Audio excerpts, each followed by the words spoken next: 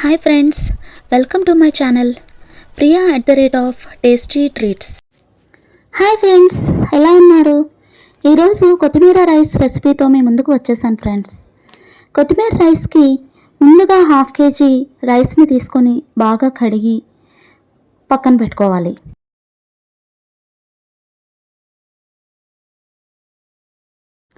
ఇప్పుడు ఒక మిక్సీ జార్ని తీసుకొని 1/2 కట్టు కొత్తిమీరని కట్ చేసుకొని మిక్సీలో వేసుకోవాలి. కొద్దిగా వాటర్ని యాడ్ చేసుకొని 2 చిల్లీస్ని, కొద్దిగా పుదీనాని, చిన్న అల్లం ముక్కని వేసుకొని మిక్సీ చేసి పక్కన పెట్టుకోవాలి. ఒక గ్లాస్ వాటర్ని యాడ్ చేసుకొని మిక్సీ చేసుకున్న ఈ మిశ్రమాన్ని ఒక క్లాత్లో వడకట్టుకోవాలి. ఈ విధంగా కొత్తిమీర రసాన్ని అంతటిని కూడా సపరేట్ చేసి పక్కన పెట్టుకోవాలి.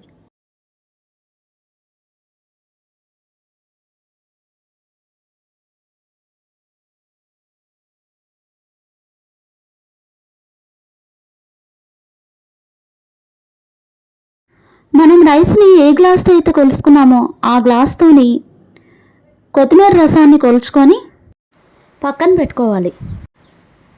నేను బాస్మతి రైస్ తీసుకున్నాను ఫ్రెండ్స్. ఈ రైస్కి గ్లాస్కి 1.5 వాటర్ వేస్తే సరిపోతుంది. కొత్తిమీర రసాన్ని కొలుచుకొని ఇంకా కొద్దిగా వాటర్ని యాడ్ చేసుకొని రైస్లో పోసేసాను. మినిమం 3 to 4 hours నానబెట్టుకుంటే రైస్ చాలా లాంగ్ వస్తుంది ఫ్రెండ్స్.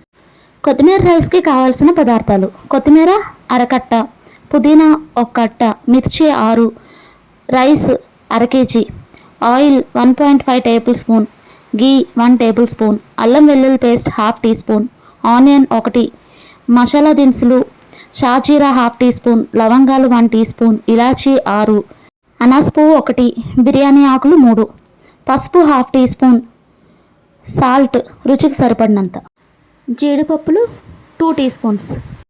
కొత్తిమీర రైస్ ప్రాసెస్ స్టార్ట్ చేద్దామా ఫ్రెండ్స్?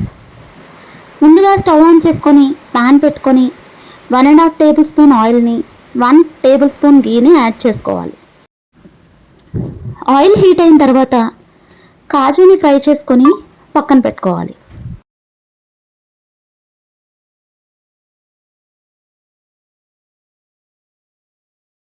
అదే ప్యాన్లో మసాలా దినుసులను యాడ్ చేసుకోవాలి. లైట్గా ఫ్రై అయిన తర్వాత బిర్యానీ ఆకును వేసుకొని ఫ్రై చేసుకోవాలి. మసాలా దినుసులన్నీ వేగిన తర్వాత కట్ చేసి పెట్టుకున్న పచ్చిమిర్చిని, ఉల్లిపాయని యాడ్ చేసుకోవాలి. స్టవ్ని మీడియం ఫ్లేమ్లో పెట్టుకొని గోల్డెన్ బ్రౌన్ వచ్చే వరకు ఆనియన్స్ని ఫ్రై చేసుకోవాలి. ఆనియన్స్ గోల్డెన్ బ్రౌన్ వచ్చిన తర్వాత అల్లం వెల్లుల్లి పేస్ట్ని యాడ్ చేసుకోవాలి. అల్లం వెల్లుల్లి పేస్ట్ పచ్చివాసన పోయిన తర్వాత సాల్ట్ని, పసుపుని యాడ్ చేసుకోవాలి.